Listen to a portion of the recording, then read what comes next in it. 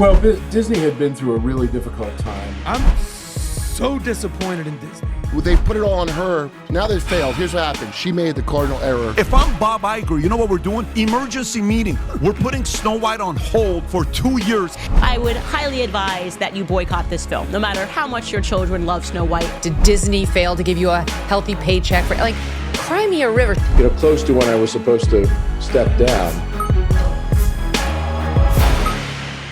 Bob Iger's resignation hit Hollywood like a thunderclap. After decades at the helm of Disney, steering the company through acquisitions, box office dominations, and cultural revolutions, his sudden exit came not with a grand farewell tour, but with hushed panic and boardroom whispers. You want to trash that legacy? That company that now Disney has screwed up the last 5 years trying to please a small percentage of minorities in America? Yeah, we're sick of it. The timing wasn't lost on anyone. Just as Disney's much-hyped live-action Snow White remake officially collapsed at the box office, word leaked that Iger had quietly submitted his resignation. While the official line touts a routine transition of leadership, sources familiar with internal discussions say the reality is far more chaotic.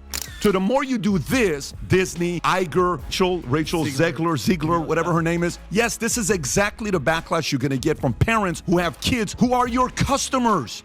Behind closed doors, key figures allegedly forced Iger's hand after the Snow White fiasco ignited shareholder fury and turned Rachel Zegler's press tour into a lightning rod for public outrage. It wasn't just the box office numbers, though those were undeniably grim. The film had been projected to open at over $100 million domestically. Instead, it limped out of the gate with just over half that. You're supposed to win parents over. You're talking to kids. The parents pay for the tickets. You have to be a dummy as a marketer to... And international figures weren't much better. What stung most, insiders claim, was the realization that audience fatigue wasn't to blame. Snow White had become a symbol of what many now call Disney's identity crisis. And in the center of that storm, a young, outspoken star whose every interview clip seemed to spark another round of internet backlash. Rachel Zegler's portrayal of Snow White should have been her crowning moment. But as the film's promotional tour ramped up, so did the controversy. Well, when Disney executives signed off a big-budget remake of Snow White and the Seven Dwarfs, they probably thought it was a very safe bet for a company in dire need of a hit. Comments she made about stalker princes, rewriting fairy tale tropes, and how the 1937 classic lacked modern values drew swift, often brutal responses online. Rumor has it Disney initially brushed off the outrage, thinking it would blow over. But as hashtags calling for a boycott trended for days and meme compilations flooded every social platform, executive confidence reportedly began to crack, and Iger, already under pressure from other struggling sectors of the company, found himself with fewer defenders in the room. Well, they put it all on her. Now they failed. Here's what happened. She made the cardinal error of saying Free Palestine on Twitter. So she could say all that men are bad and it's this and that, but once you do that, now they've put the entire weight of the failure upon her. Multiple sources close to the matter allege that an unscheduled board meeting was called the Monday following Snow White's disastrous second weekend, where attendance had dropped nearly 70%, and some theaters began cutting showtimes entirely. What was initially framed as a strategy discussion, insiders say, quickly turned into an inquisition. Executives reportedly presented data highlighting a pattern. Every press clip featuring Zegler generated significantly higher negative engagement than even the studio's most controversial past releases. I'm glad Snow White bombed at the box office because that's the only way that Disney is going to learn their lesson. More troubling was the feedback from longtime Disney fans. Exit polls showed a sharp dip in brand trust, with some attendees directly naming Zegler's comments as the reason they either skipped the film or walked out unimpressed. Allegedly, Iger defended the casting decision and the creative direction at first, insisting that modernizing the character was part of a long-term brand evolution. But that argument, sources claim, fell flat. Board members, some of whom had already grown uneasy over the company's recent string of underperforming projects, pushed back hard. One insider recalled a particularly tense moment when a director reportedly asked Iger if he had lost touch with what Disney audiences actually want. That line, delivered bluntly in a room full of high-ranking executives, marked a shift in the conversation. They spent $170 million to make the thing, and it had the lowest opening, under $50 million, of any of these live-action Disney remakes that they've ever had. And from that point forward, it was less about saving Snow White and more about saving Disney's broader reputation. Zegler, meanwhile, had been pulled from multiple promotional appearances by this point. Her final talk show taping was reportedly canceled just hours before filming due to what one source described as script control issues. In one rehearsal, she allegedly veered off topic and criticized the romantic themes of several legacy Disney films, drawing concern from both the studio's legal team and crisis communications consultants. It was a PR nightmare in slow motion. And while some staffers quietly sympathized with her modern take on the character, most agreed that the situation had spiraled far beyond anyone's control. The damage, it seemed, was already done, and now the studio was looking for someone to pay the price. A few lessons for Disney. Number one, stop cannibalizing all your old IP. Like, it's really bad. It's really bad business. The pressure on Iger intensified when financial analysts began openly questioning the logic behind giving a first-time Disney lead such a long leash with the press. Snow White, after all, wasn't a minor project. It was one of the most expensive live-action remakes ever produced, with a reported budget that ballooned past $270 million after multiple rounds of reshoots. According to insiders, early test screenings revealed mixed reactions not just to the tone of the film, but to the reimagining of core characters, including the controversial removal of the Seven Dwarfs. Despite these warning signs, the studio doubled down on the new direction, a choice that some say was personally endorsed by Iger himself. That connection would prove to be a critical liability once the numbers started falling apart. Compounding the crisis was the unexpected rise of a direct competitor. Number two, please stop changing all of the historic plots, which actually have meaning to generations of people, to instead become generic woke story about how woman leads revolutionary uprising and she don't need no man. Warner Brothers' Minecraft movie, released just a week later, reportedly outperformed Snow White's global total in a single weekend. The optics were brutal. Investors began circulating side-by-side comparisons on social media, mocking Disney's failure to resonate with the same family demographic it once dominated. Rumor has it that several of Disney's largest institutional shareholders, including Vanguard and BlackRock, reached out privately to express their growing frustration. One source claims that these firms, responsible for millions in Disney stock, made it clear they would not support a contract renewal unless immediate changes were made at the highest level. Caught in the middle of this firestorm, Iger is said to have pitched a radical solution. In what one executive described as a do-or-die call, he proposed a total reset, shelving the streaming release of Snow White indefinitely, launching a new version that stayed true to the 1937 original, and overseeing the transition himself through 2028. But by then, the damage was done. Disney CEO Bob Iger, the many executives over there, the board of directors, they are all in panic mode over this movie. According to a person with direct knowledge of the meeting, the board rejected the proposal in under 15 minutes. Iger, once viewed as the architect of Disney's golden era, found himself the fall guy in a scandal that had spiraled far beyond anyone's expectations. The silence, of course, hasn't stopped the lawsuits. According to multiple reports, a handful of Disney shareholders have already filed preliminary claims accusing Iger and other top executives of breaching their fiduciary duties. Their argument? That the company allowed personal politics and social messaging to override market research and fan expectations.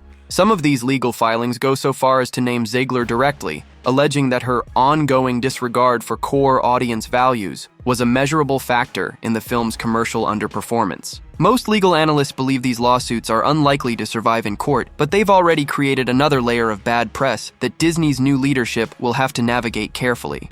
We already know that there's a lot of other issues associated with Snow White 2025. In its first official statement following Iger's resignation, the board praised his decades of service and promised a return to timeless storytelling. While subtle, many in the industry interpreted that as a not-so-veiled signal to back away from politically charged content and refocus on what the studio once did best: classic, crowd-pleasing stories with universal appeal. Already, there are rumors that at least 2 other in-progress remakes are being quietly reevaluated, and several high-level creatives have been summoned to pitch original concepts that lean into Disney's traditional strengths. Elsewhere in Hollywood, the shakeup has sent shockwaves through the competitive landscape. Universal is reportedly fast-tracking a Shrek spin-off, clearly hoping to capitalize on the vacuum left behind. Warner Brothers, still riding high from the Minecraft film's surprise success, has greenlit a sequel with a significantly larger budget. Studios are watching Disney's missteps closely and adjusting their own marketing strategies. Acting, the producing, the writing, the directing, the cinematography, everything to do with the line delivery, just everything about the film is just abysmal. According to one insider, several talent agencies have updated their training protocols for new clients, including a now standard rule for anyone cast in a legacy franchise. Lead with respect for the original. Save the updates for the second round. The Zegler case has already been cited in orientation briefings by at least 3 major PR firms. The lesson? If you're cast in a fairy tale, don't rewrite it in the press. The public can forgive a bad performance. What they won't forget is a perceived dismissal of something they grew up loving. As the dust continues to settle, speculation around Bob Iger's next move is building. Sources say he's weighing a memoir, though legal experts note that any such release would likely be bound by strict non-disparagement clauses, limiting what he could reveal about the internal breakdown. Friends close to the former CEO describe him as deeply disappointed and shell-shocked by the speed at which decades of reputation crumbled over the course of one production. But the lead actresses, Rachel Zegler and Gal Gadot, are making it very, very difficult for me to believe that there is anything redeeming about this project whatsoever. According to one longtime associate, Iger had hoped to leave behind a legacy defined by innovation and bold reinvention. But instead, his name may now be permanently tied to a brand crisis that exposed the limits of Disney's cultural ambitions. Privately, some within the company blame not Iger's values, but his unwillingness to course correct. Early feedback on Snow White's direction, they claim, had flagged audience discomfort, yet those concerns were either dismissed or downplayed. Others argue the studio was simply too slow to react. As one executive put it, by the time we realized how much damage was done, we were already underwater. Rachel Zegler, for her part, has remained largely out of sight. Her social media presence has become increasingly curated. More quotes than commentary, more reposts than original posts. Those close to her say she's torn between anger and resignation, feeling misrepresented by viral edits, but also increasingly aware of how her words landed. I was scared of the original cartoon. I think I watched it once and then I never picked it up again.